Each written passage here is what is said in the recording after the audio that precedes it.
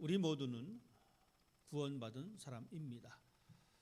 예수 그리스도를 믿고 우리의 부족함과 우리의 연약함을 고백했던 우리는 하나님으로부터 구원을 선물로 받았습니다.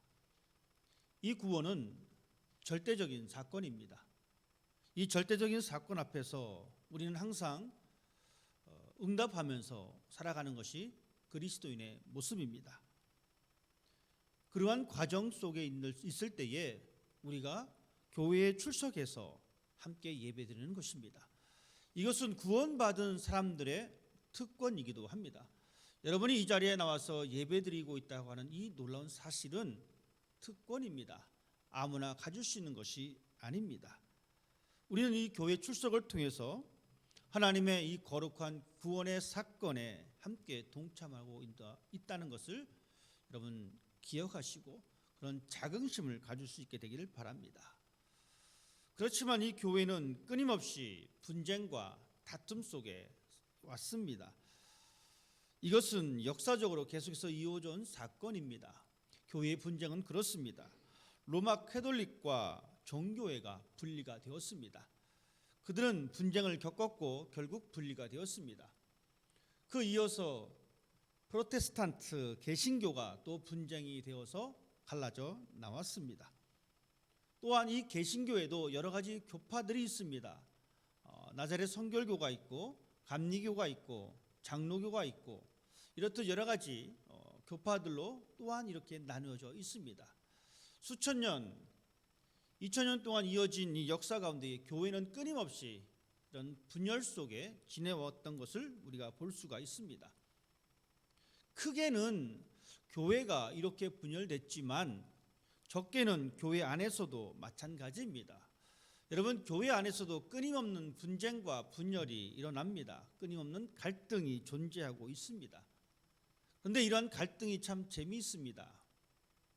어떤 진리를 가지고 싸우기보다는 우리는 진리가 아닌 것 가지고 목소리를 높입니다. 자신의 주장을 내세웁니다. 저 집사님의 태도가 마음에 안 들어 라고 생각합니다. 저 집사님의 참 잘난 척하는 것이 마음에 안 들어. 사건의 발단은 그렇습니다. 저 사람 성격이 왜 그래? 교회에서 저 사람 성격 좀 죽이지. 이렇게 시작되어서 교회가 분열을 겪게 됩니다. 그렇게 되다 보니까 성격이 마음에 안 들고 태도가 마음에 안 들고 저 사람이 가진 것 때문에 잘난 척하는 것이 마음에 안 들기 때문에 다른 모든 것들이 마음에 들지 않습니다. 그 사람이 가지고 있는 신앙조차도 마음에 들지 않습니다. 그러다 보니까 교회 속에 분쟁과 갈등이 있게 되고 그 결과 교회가 분열됩니다. 크게는 기독교 내에서의 큰 분쟁이 있고 작게는 교회 내에 분쟁이 있다는 것입니다. 그런데 이런 분쟁 속에 그나마 위로가 되는 사건이 있습니다. 그것은 바로 초창기 기독교 교회 내에서도 이런 분쟁과 갈등이 있었다는 것입니다. 지금 현대만 이런 분쟁과 갈등이 있다면 우리만 그런가라고 생각할 텐데 2000년 전 처음 시작했던 그 교회에도 이런 분열과 분쟁이 있었습니다. 좀 더 쉽게 말씀드리면 따끈따끈한 그 상태임에도 불구하고 그 안에 갈등이 있었다는 것입니다. 유대인 기독교인들과 개종한 헬라인 기독교인들 간에 갈등이 존재했습니다. 또한 사도인 바울과 예루살렘을 중심으로 한 사도들과의 갈등도 존재했습니다. 그리고 이 고린도 교회에도 그러한 갈등이 있었습니다. 우리가 알다시피 나는 바울파다, 나는 게바파다, 나는 그리스도파다, 이러한 갈등의 요소가 있었고 또한 이러한 갈등의 요소 가운데에 한 가지 갈등이 시작되니까 이제는 성찬까지 갈등이 생깁니다. 애찬까지 갈등이 생깁니다. 그때 당시에 이 애차는 이 성찬의 범위에 포함되었습니다. 즉 요즘 우리식으로 따지면 예배 끝나고 밥 먹는 것도 한 성찬의 한 모습으로 그들은 생각했습니다. 그런데 그때는 사람들이 음식을 가져왔는데 그 음식을 끼리끼리만 먹습니다. 가지고 온 음식을 함께 나눠 먹고 이 사람 저 사람 먹는 것이 아니라 당신은 좋은 음식 싸왔으니까 같이 먹자, 이런 식입니다. 당신은 좀 그런 음식이니까 이 자리에 못 껴주겠다, 이런 의미입니다. 여러분, 고린도 교회가 그런 갈등과 다툼이 있었습니다. 이런 상황 가운데에 바울은 오늘 고린도의 말씀을 전해주고 있습니다. 여러분의 교회에 이러한 갈등들이 있는데 이러한 갈등들을 내버려 둘 것이 아니라 이러한 갈등들을 해결해야 합니다. 즉 이 말은 하나님께서 세우신 교회가 어떠한 모습을 갖춰야지만이 하나님께서 기뻐하시는 교회가 될 것인가라고 하는 문제를 말해주고 있습니다. 교회라고 하는 것은 여러 사람이 함께 모였습니다. 그러다 보니까 여러 가지 의견이 나올 수 있고 상대방을 또 다르게 생각할 수도 있습니다. 좀 더 쉽게 설명하면 이렇습니다. 한 가정이 있습니다. 여러분, 이 가정에 구성원들이 다 있습니다. 엄마가 있고 아빠가 있고 딸이 있고 아들이 있고. 그런데 각 자녀마다의 특징이 있습니다. 한 아이를 키우는 가정이라면 한 아이의 특징만 나타나겠지만 저희 집은 4명의 아이가 있습니다. 그러다 보니 4명의 아이의 각자의 특징이 나타납니다. 자녀들이 많으면 많을수록 그 특징은 더 다양하게 나타납니다. 지금 연세 드신 분들은 많은 형제 자매가 있으십니다. 그러다 보니까 여러 명의 식구들과 함께 삽니다. 힘들 때도 있습니다. 갈등이 일어날 때도 있고 분란이 일어날 때도 있습니다. 어려운 시간도 겪습니다. 그러다 보니까 괴로운 일도 있고 즐거운 일도 존재합니다. 그렇지만 그 식구들, 그 가정이 여러분 어떻게 지내왔습니까? 갈등이 있고 다툼이 있고 그런 과정이 있었지만 그래도 기쁨과 즐거움으로 때로는 양보하는 마음으로 이 가정을 꾸려왔습니다. 왜 그렇습니까? 한 식구이기 때문에, 나의 동생이고 나의 누이이기 때문에 그것을 이겨냈습니다. 웬만해서는 형제들끼리 싸워서 의절하지는 않습니다. 물론 재산이 많아서 의절하는 경우는 또 가끔 이걸 봤지만 그렇지 않으면 웬만해서는 의절하지 않습니다. 그 이유는 무엇입니까? 부모 밑에서 함께 자랐기 때문에 그렇습니다. 지금 당장은 기분 나쁘고 지금 당장은 2, 3일 동안 얼굴도 안 보고 대화도 하지 않지만 한 달이 지나면 또 언제 그랬냐듯이 같이 밥을 먹고 대화를 하고 어디 쇼핑을 나가기도 합니다. 그것이 바로 가정이라는 그 특징 때문에 그렇습니다. 한 부모의 자식이기 때문에 어렵고 힘든 일이 있어도 그것을 헤쳐나갑니다. 만약에 그런 어려움이 있을 때에 부모님의 역할이 무엇입니까? 첫째를 만나서는 둘째의 안 좋은 면을 살짝 이야기합니다.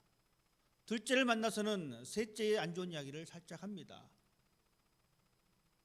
이런 일이 반복되어지면 그 가정은 평화로울 수가 없습니다.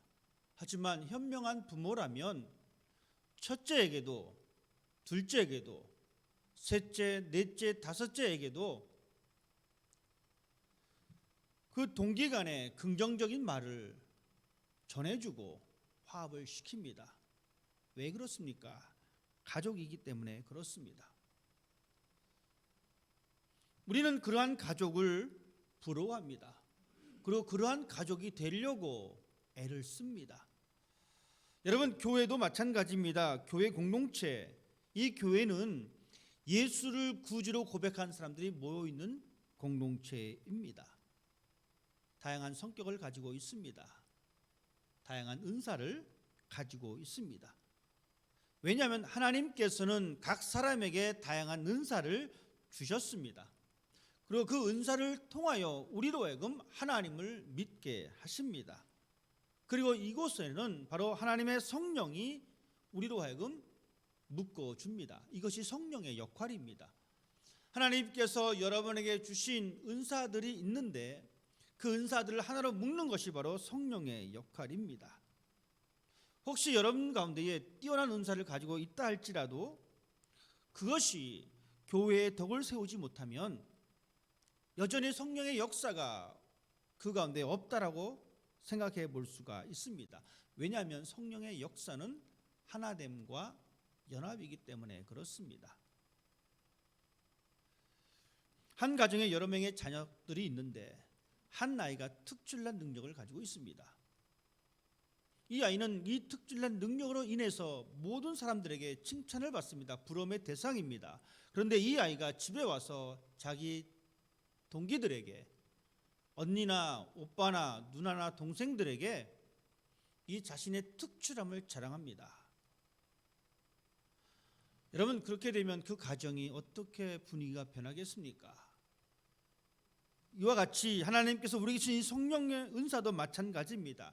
하나님께서 우리로 하여금 이 교회를 섬길 수 있는 은혜를 주셨는데 우리는 이것을 온전히 섬길 때에 우리의 능력을만 가지고 섬길 것이 아니라 하나님의 성령의 역사로 말미암아 교회의 하나됨을 위해서 애쓰는 사람이 될 필요가 있습니다.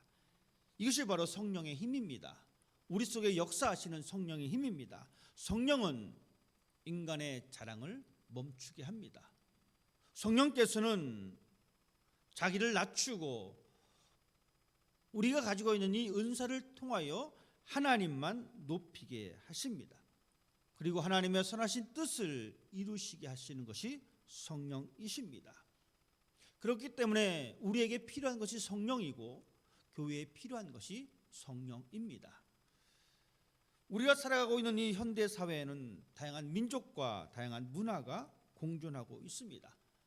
우리가 살고 있는 이 미국, 이민자들이 세운 나라다라고 이야기합니다. 그만큼 다양한 민족이 함께 살아가고 있습니다. 우리의 조국 한국도 마찬가지입니다. 과거에는 단일 민족이라고 했는데 지금은 단일 민족이라고 하는 말이 무색할 정도로 다양한 민족이 또한 들어와 살고 있습니다. 통계에 의하면 지금 대한민국의 3%가 다민족으로 구성되어 있다라고 이야기합니다. 어쨌든 이러한 다양한 민족과 다양한 문화와 다양한 언어 속에서 일치성을 찾아내지 못하면 국가는 혼란과 폭력을 가져올 수밖에 없습니다. 여러분, 그것이 우리가 살아가고 있는 현실입니다. 교회도 마찬가지입니다. 교회에서도 동일하게 적용됩니다. 교회를 다니다 보면 서로 간의 이해관계가 충돌하기도 합니다. 때로는 자신의 기득권을 유지하려고 합니다. 교회에서 말하는 기득권은 직분에 관한 기득권이 될 수도 있고 교회를 오래 다닌 사람의 기득권이 될 수도 있습니다. 저는 한국교회에서 목회를 했습니다. 60년, 70년 된 교회에서 목회를 하다 보니까 그 안에서도 기득권이 있습니다. 내가 이 교회 초창기 멤버라는 것입니다. 비록 초창기 멤버가 많진 않지만 그들이 가지고 있는 이 기득권, 저는 그 기득권을 보면서 참 놀랐습니다. 이것도 기득권이 될 수가 있는 거구나. 또는 어떤 교회는 이 직분에 관한 기득권이 있습니다. 그런 기득권을 유지하려고 합니다. 그러다 보니 새로 들어오는 그 교회에 들어온 정말 5년, 10년 된 사람도 잘 융화가 되지 않습니다. 직분 때문에 교회가 갈라지면서 융화가 되지 않습니다. 그런 모습이 교회에도 드러납니다. 이것은 바로 그 옛날 2000년 전에 고린도 교회에 있었던 사건과 유사합니다. 고린도 교회도 마찬가지입니다. 그 교회에 여러 가지 은사가 있었습니다. 그래서 고린도전서는 그 은사들에 대해서 설명해 주고 있습니다. 여러 가지 은사가 있었다. 그런데 이 은사가 하나님께서 주신 그 아름다운 덕을 세우고 교회를 견고하게 세워야 되는데 그 은사로 인해서 편가르기를 합니다. 당신은 방언의 은사가 없으니 한 발 물러나십시오. 당신은 가르치는 은사가 없으니 한 발 물러나십시오. 이렇게 은사를 통해서 이렇게 교회가 분열되어 있었다는 것입니다.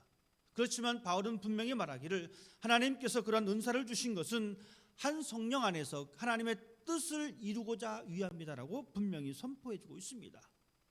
이 말은 다양한 은사가 있지만 그 은사를 통해서 하나를 이루어야 된다는 것입니다. 여러 자녀가 있지만 그 자녀를 통해서 가정의 화목을 이루듯이 여러 은사가 있는데 그 은사를 통해서 하나님께서 세우신 이 교회를 더욱더 견고하게 세워나가야 될 필요가 있다라고 분명히 말하고 있습니다. 오늘 본문 말씀도 그 말씀입니다. 몸은 하나인데 많은 지체가 있다라고 우리에게 말씀해주고 있습니다. 당시에 예수님을 믿었던 사람들은 다양한 민족과 신분을 가지고 있었습니다. 하지만 그들의 공통점은 한 성령으로 세례를 받았습니다. 한 성령입니다. 각자의 성령이 아닌 한 성령으로 세례를 받았습니다. 이 말은 바로 몸은 하나이다라는 것입니다. 몸은 하나이고 지체는 여러 가지입니다. 그래서 바울은 오늘 본문 말씀을 통하여 우리를 몸에 비유합니다. 누구는 손이고 누구는 발이고 누구는 귀고 누구는 팔이다. 이렇게 설명해 주고 있습니다. 여러분, 눈이나 발이나 손이나 귀나 여러분 그 중에 제일 무엇이 귀중합니까?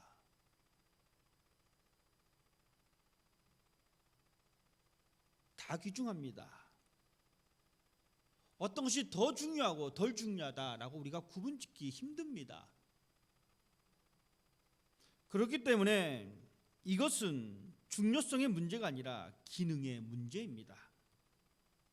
하지만 교회에서는 중요성을 이야기합니다. 나는 이 교회에서 이렇게 해서 중요해.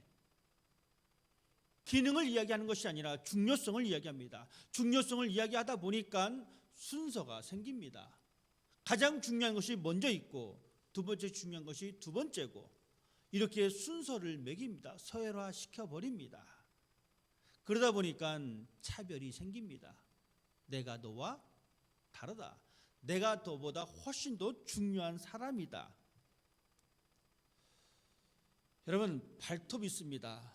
이 발톱, 발하면 그게 깨끗하지 않는 것이다라고 우리가 신경을 씁니다. 여러분, 그 발 중에 발톱, 여러분 발톱이 없으면 어떻게 되겠습니까? 발톱이 없으면 오래 걷지 못합니다.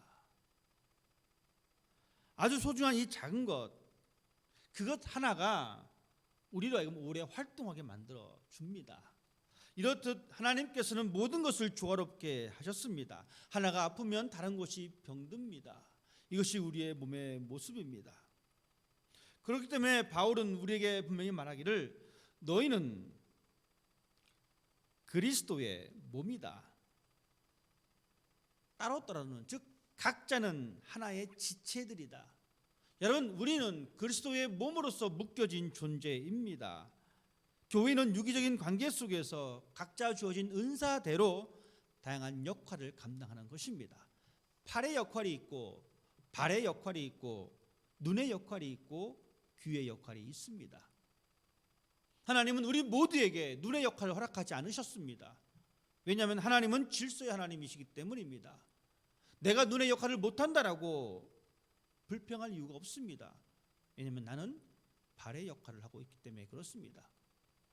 내가 발의 역할을 못한다라고 불평할 이유가 하나도 없습니다. 나는 발톱의 역할을 하고 있기 때문입니다. 오늘 본문을 기록한 목적은 바로 그것입니다. 각자의 주장과 각자의 목소리를 인해서 공동체가 분열되어 있는데 그것이 아니라 각자에게 주어진 그 은사대로 하나님의 교회를 아름답게 섬길 것을 말하기 위해서 바울은 이 편지를 썼습니다. 그렇다면 우리가 함께 섬기는 이 그리스도교는 어떻습니까?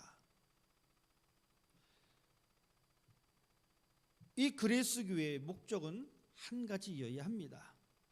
우리의 출발과 우리의 섬기는 모든 방식이 다르다 할지라도 우리의 목적은 한 가지여야 합니다. 그것은 바로 이 안에서 하나님의 나라를 경험하는 것입니다. 이것이 우리 교회의 목적이어야 합니다. 이것이 여러분들이 교회를 섬기는 방향이어야 합니다. 교회는 이렇게 여러 가지 은사가 모여서 하나님의 나라를 세워나간 것입니다. 내가 가지고 있는 이것이 우월하다라고 하는 생각을 버려야 합니다. 우리는 상대방을 무시하고 내 것이 우월하다라고 생각할 때는 반드시 교회는 분열될 수밖에 없습니다. 사단은 우리들에게 그런 마음을 심어줍니다. 사단은 끊임없이 이 기독교 역사를 통하여 당신이 가지고 있는 생각이 가장 옳은 것이다라는 생각을 심어 넣습니다. 초창기 기독교인들이 그랬습니다.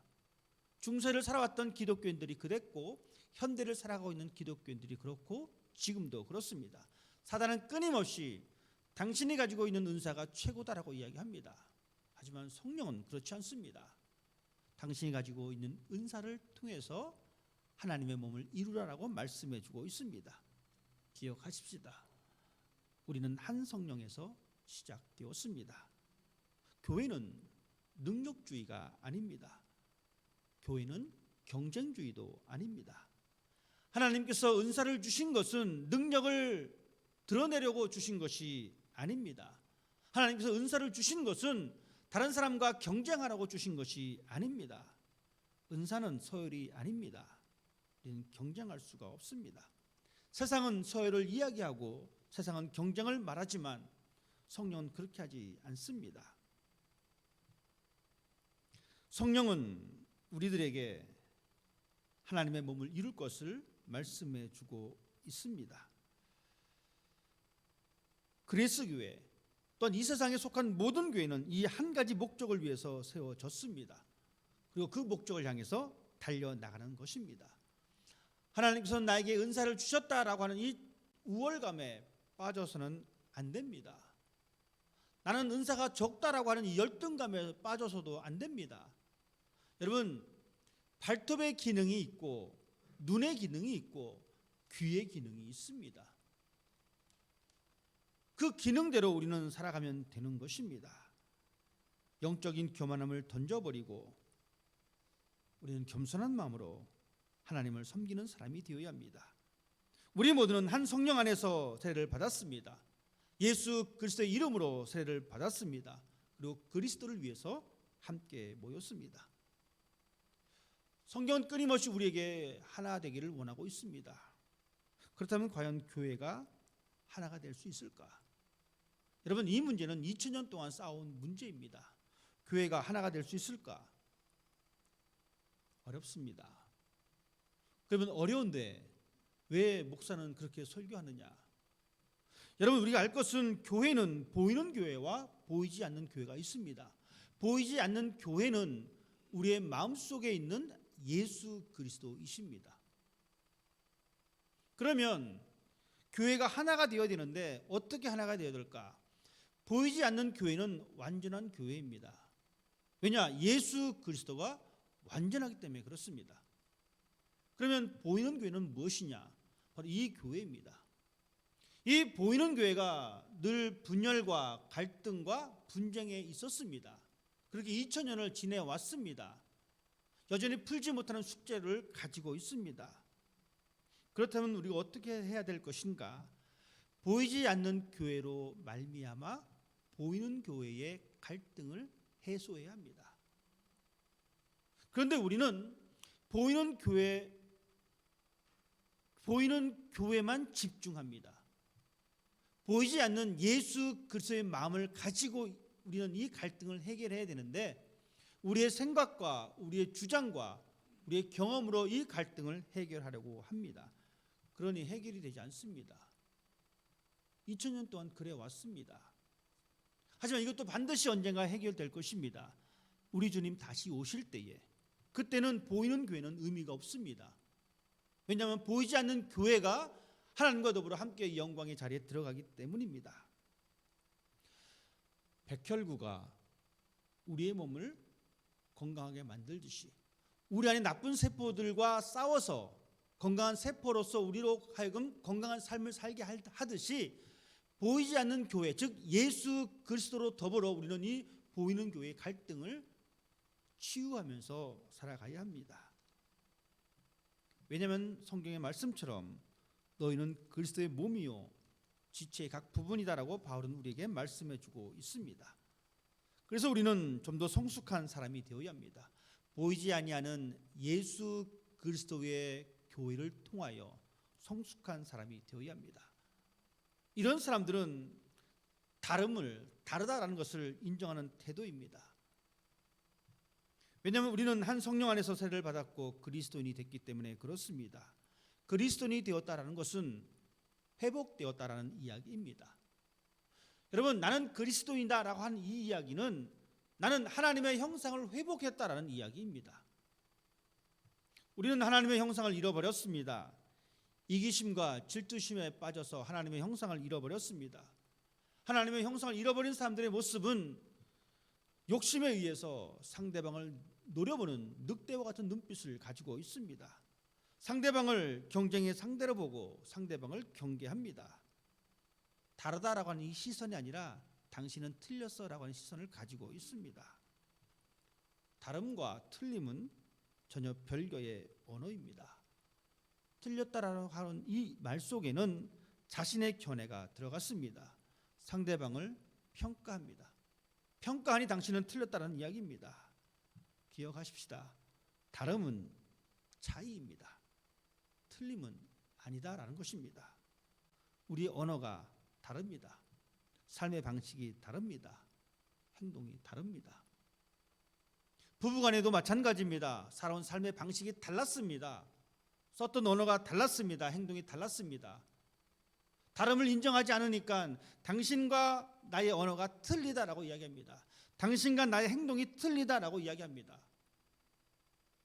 어떻습니까? 그 가정 분위기 살벌합니다. 맨날 틀렸다고 하니까. 밥을 먼저 먹는 그 방식이 틀렸다고 하니까 밥 먹을 때 고민합니다. 뭘 먼저 먹어야 될지. 우리 집은 물부터 먼저 마셨는데 결혼하고 나니까 당신은 물은 안 마셔. 당신 틀렸어. 밥맛이 나겠습니까? 다름과 틀림은 다릅니다. 교회 공동체는 이 다름을 인정하는 공동체가 되어야 합니다. 하나님께서 우리에게 주신, 하나님께서 나에게 주신 이 은사가 다르다라고 하는 것입니다. 왜냐? 그 방식대로 하나님의 교회를 세워나가기 때문에 그렇습니다. 그 방식대로 인정할 때에 이 교회는 하나가 될 수가 있습니다. 우리 그레이스 교회는 이 다름을 인정하는 성숙한 공동체가 되어야 합니다. 성숙한 삶의 태도가 필요합니다. 하나님은 우리를 다르게 창조하셨습니다. 하나님은 우리를 틀리게 창조하지 않으셨습니다. 하나님은 우리를 다르게 창조하셨습니다. 서로를 보면서 틀리다, 그래서 차별을 한다, 그리고 그것을 판단한다. 내 안에 하나님의 형상이 여전히 깨져 있다는 것입니다. 성령의 역사는 이런 것을 다시 회복시키는 것입니다. 다름을 인정하는 우리 모두가 되기를 원합니다. 그래서 서로를 존중하고 배려하는 우리 모두가 되기를 원합니다. 모든 갈등은 틀리다라고 하는 이 관점에서 시작됩니다. 이제 우리의 시선을 바꿔야 합니다. 틀린 것이 아니라 다른 것이다. 교회는 저마다 다른 사람이 모여서 하나의 목적을 이루어 갑니다. 우리 모두는 하나님께서 주신 이 다른 은사를 통하여 하나님의 복음을 드러냅니다. 이 자세, 이 모습을 간직할 때에 우리는 이 교회에서 하나님의 나라를 경험할 수가 있습니다. 우리 모두가 이런 공동체를 만들기 위해서, 기쁨과 은혜가 넘치는 공동체를 만들어가기 위해서 늘 성령님을 사모하고 그 성령으로 말미암아 하나가 되는 것을 경험할 수 있는 은혜가 여러분 가운데 있기를 주님의 이름으로 부탁을 드립니다. 기도하겠습니다.